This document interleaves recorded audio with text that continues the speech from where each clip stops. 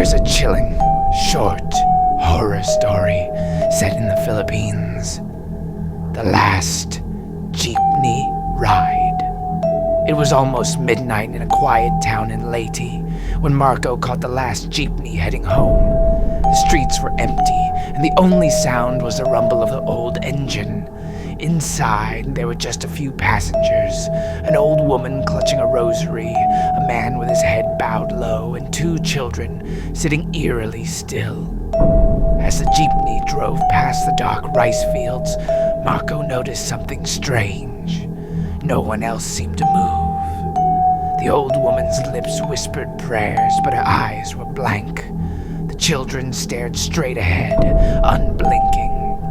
When the jeepney passed a small cemetery, Marco caught his reflection in the window, but he froze. Behind him, the passengers weren't people anymore. The old woman's skin was gray and peeling. The man's head lolled unnaturally to the side, and the children's mouths stretched into wide, impossible smiles. Panicking, Marco banged on the jeepney roof, shouting for the driver to stop. The driver slowly turned his head, revealing a hollow face with no eyes. The jeepney screeched to a halt, not at Marco's home, but at the very cemetery they had passed. The gate creaked open as the passengers turned toward him. The last thing Marco saw before blackness swallowed him was a sea of pale hands reaching from the graves.